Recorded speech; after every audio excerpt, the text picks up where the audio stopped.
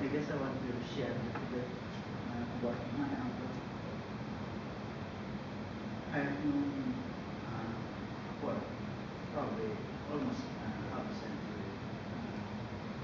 So my mother actually passed away when I was young. So I lived with my grandparents for about 6, 8 months. And Gudon, I call him Gudon, uh, was there, of course. We always played with him, hitting him. My brother and I actually hitting him and then making mad, and we just playing around.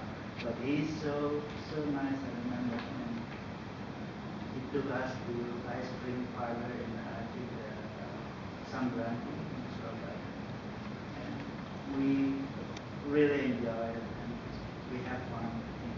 Really. I know he sometimes gets mad at us, but I mean, we like him a lot.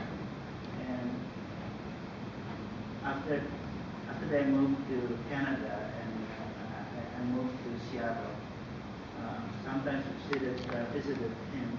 Well, I wish we visited him more often. But every time we visited him, he always cooked for us. And it's amazing because he never cooked in back in Indonesia. And he cooked really well. And the way that he cooked is like chemical engineer. He trying to figure out the content of the food and the ingredient. And a lot of times you don't find the ingredient in here, the correct ingredient, and he's trying to figure out with his knowledge and trying to make it happen. And I believe probably a lot of you guys try his food, but I mean it's really close to the real soto in Surabaya. It's really enjoy.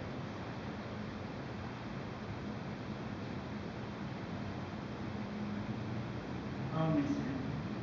Will miss him. And like Reiki said, that he has a lot of tools in his basement. Yes. And as part of it, actually, is our idea that give you everybody in here that attend the memorial service a little bit memory about him. So we on the way out, we will pass you some of his tools.